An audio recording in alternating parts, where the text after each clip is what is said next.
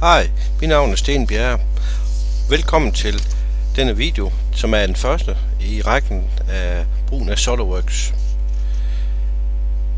I denne video der vil vi først kort se på, hvordan vi starter programmet op.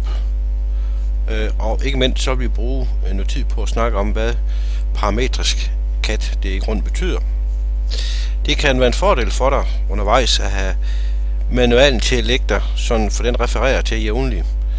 Og det er manualen 3D CAD 1, 3D konstruktion. Det er en god del til at lægge ved siden af dig, da jeg refererer til sidetal løbende henover. Den kan fås på stenbjerre.com.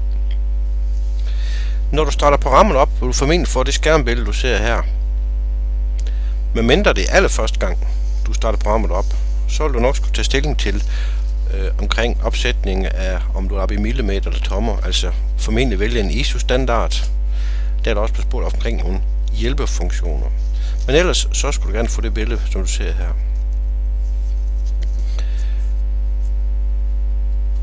Jeg går op foran herop, op i File hop og vælger New.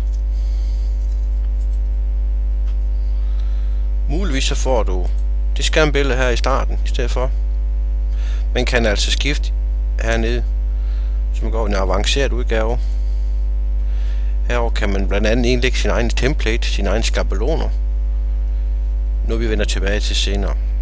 Jeg går tilbage til det skærmbillede, du formentlig har her. Her ser vi de tre filtyper, som programmet arbejder med. Det er rimelig vigtigt, men ved hvad det betyder. Så dem vil jeg lige bruge lidt tid på at gennemgå. Den første heroppe, det er en part. En part, det er forstået som værende en enkelt selvstændig del eller emne. Det kunne for eksempel i praksis være en skrue, et stykke rør, et stykke fladstål, et tandhjul eller lignende. Altså en enkelt selvstændig del. Nedenunder har vi assembly. Vi ser assembly sådan grafisk markeret som den gule part heroppe, men nu er der sat en lille grøn klods på. En assembly består minimum af 2 stykker parter, men kan i princippet bestå af hundredvis, ja tusindvis af parter. Den kan også bestå af andre assembly, altså en assembly, det kaldes for en subassembly. Så vi snakker om en assembly af en samling. Den kan bestå af enkelte dele, og den kan bestå af subassembly, som betyder delsamlinger. Og det kan dreje sig om flere delsamlinger.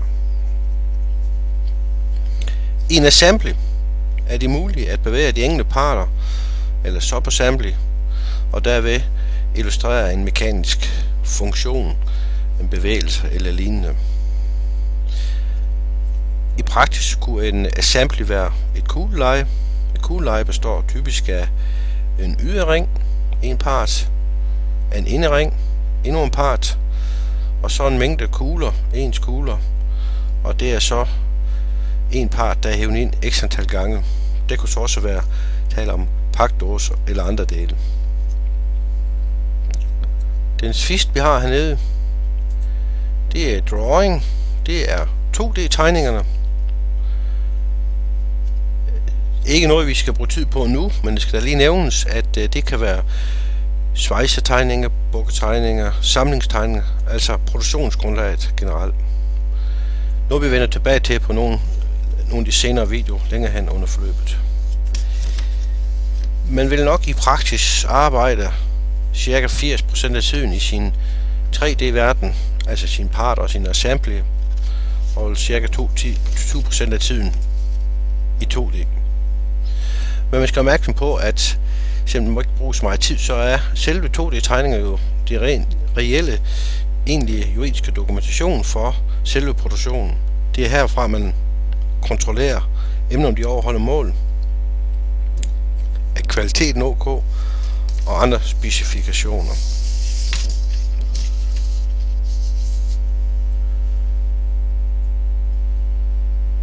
Jeg vælger lige at sige cancel her.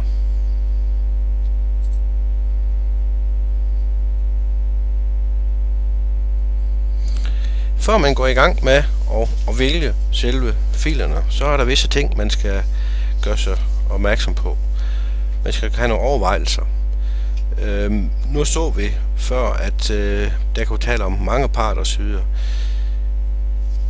vil sige, at man skal ligesom forholde sig til, hvordan skal emnet, eller maskinen, eller hvad man er i gang med, egentlig produceres. Hvor mange skal indgå, hvor mange samlinger, hvor mange delsamlinger ønsker man. De ligger simpelthen til grundlag for, at hvis man skal have et svejsetegning, så skal delene simpelthen samles, ligesom man gør i praktisk felt, så vil man ikke kunne udtrække en Absorber-sample til en 2D-tegning, og der vil ikke kunne få sin 2D-tegning. Og derved kan man komme til at arbejde for lidt forgæves.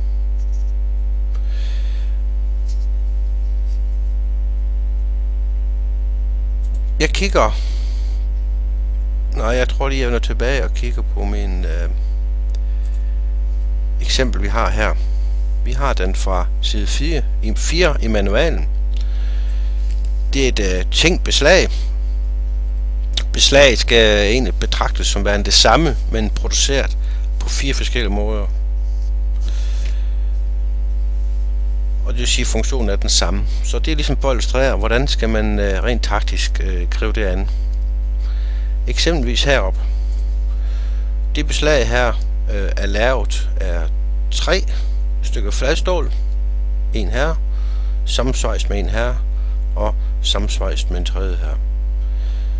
Hvis fladstålene havde samme længde, så var det reelt den samme part, man havde trukket ind 3 gange.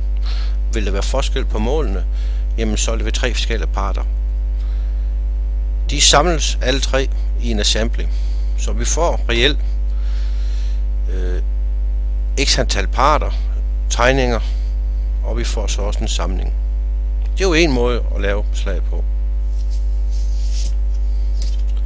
Vi kunne forestille os hernede i det hjørne hernede, at emnet er lavet ud i et. Det består ikke af enkeltdel, og så må man nok som udgangspunkt sige, så emnet her, den er enten støbt eller fræset ud af massiv klods. Er det måden på, hvad man ønsker at producere emnet, jamen så snakker vi om en part. Altså ikke nogen assembly i det her tilfælde. Man kunne også forestille sig en tredje eksempel, nemlig en af de samme fladjern som før, sammensvejs med et stykke vinkelstål. Og nu snakker vi igen om assembly, hvor der er 2 parter, 2 forskellige parter, samlet i. Og det vil så medføre, at man får en samlingstegning af assemblyen, en 2D parttegning og en 2D parttegning af vinkelstål også. Den sidste mulighed heroppe, det kunne være et stykke fladstål, det kunne være et stykke plade, som er klippet ud og efterfølgende bukket. Det er ligesom eksemplet hernede, så består det af en part, altså ikke en samling. De overvejelser her er noget af det, man skal gøre, inden man går i gang. Det har jo betydning for, hvor mange parter, /assembly, kommer jeg ud med.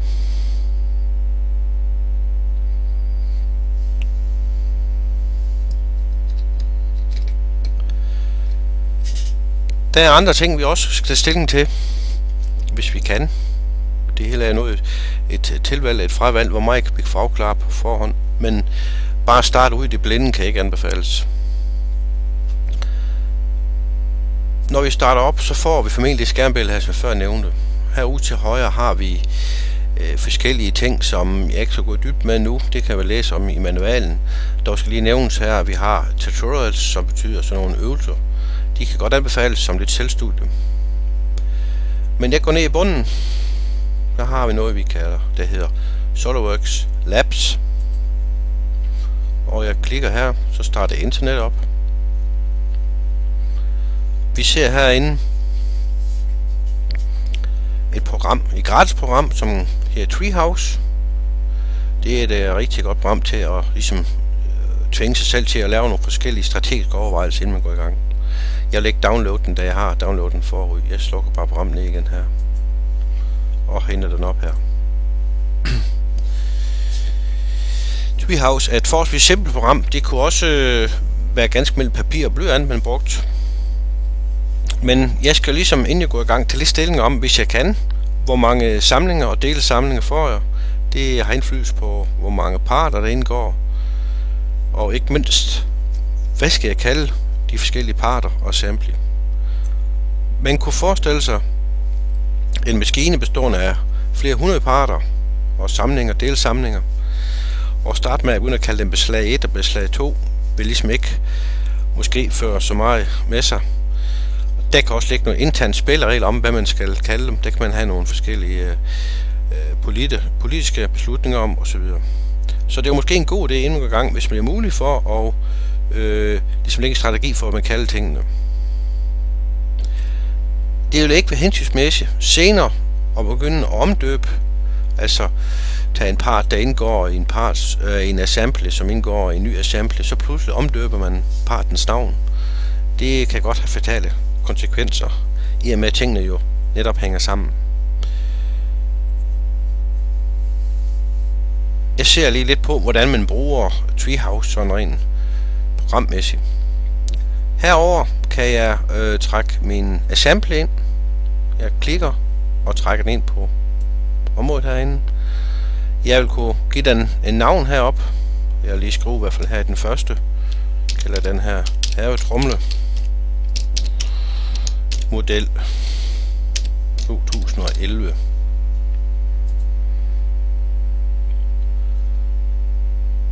Jeg kan zoome lidt her ved at bruge min scrollknap. Jeg kan klikke herud og flytte den rundt. Hvis jeg dobbeltklikker på filen, får jeg mulighed for at udfylde her dialogboks med forskellige oplysninger. Det kunne være interessant. Jeg har jo så navn heroppe, men det kunne forskellige kommentarer osv. I den her indgår der en part, og der kunne være, at der indgik en part mere. Jeg zoomer lige lidt. Det kunne også være, at der indgik en delsamling. For at lave den her delsamling, skal jeg muligvis have fat i en part, 2 part, 3 parter og så videre. På den her vis kan jeg ved med at bygge det op, og selvfølgelig skal det have navn undervejs. Det giver mig også et godt overblik over, hvilke 2D-tegninger jeg skal have på et senere tidspunkt. Og dem kan jeg også trække ind over. Slipper dem simpelthen ind over filen her. De fætter så sådan ud her. Og så kan jeg ikke rigtig komme til nogle af dem. Der kan jeg trykke på det lille kryds op. Så lukker jeg dem ind igen. Jeg skal lægge ind på den her også. Og sådan kæbler ved. Dem der ligger inde bagved kan man altid aktivere med se lille ikon her. Og klikker på den, så kommer drawing tegning ud igen. Og de sidste skulle selvfølgelig også have anlagt nogen. Det springer nu over nu. Når man er færdig, og man er tilfreds, det kan også være undervejs, så kan man tænke om den indeholder faktisk ikke 2 parter. Det kan være den ene for mig. Så trækker jeg over på papirskoen herovre. Væk af den. Så kan jeg eksportere. Og det vil sige, at den kan blive lagt i en map, sådan, og i stedet for, at jeg trykker New herop, så kan jeg faktisk vælge åben, og så hente den her tomme fil, jeg har lavet, men det har da i hvert fald lavet navnet, og derfor får jeg ikke helt vildt i min navnebegreb. Man kan også gemme selve opbygningen her til senere brug, og til indsættelse i rapporter osv. Jeg lukker lige Treehouse ned igen. Og nu skal vi lige prøve at kigge på Word. Der har vi et praktisk eksempel her. Og en lille havetrummel. Treehouse lavet. Og vi har hovedfilen heroppe af sampling, som er vores færdige havetrummel. I den indgår der en samling. Det er selve trumlen. Der har man valgt at sige, at det er en samling, altså en færdig trummel. Det har også noget at gøre med, at man kunne forestille sig, at man har forskellige trommeludgaver, den her i stål, men det kunne også være nogen i plast eller andre materialer. Og så kunne man sige, at den her sæt her udgik, og der indgik en anden model i stedet for. Det kunne være et støbt emne osv. Det har også betydning for, hvordan man bygger det op. Der indgår en anden del samling, det er selve rammen herude. Den består af så nogle parter hernede under. Det er vinkeljern, og det er rør og rørmærker. På samme måde som trommen før også indgik der svøb og gavl og akseltap, som er påsvejst her. Til at samle med har vi så nogle enkeltstående parter, som hænger herover. Det er dragebånd, det er bøstingsrør, det er møtrik osv. Alle de dele her skal jo produceres. Vi skal have samlet her, og der skal også lave en sammentegning af, hvordan vi samler hele emnet. Derfor er det typisk hver 2D tegning af alle de her.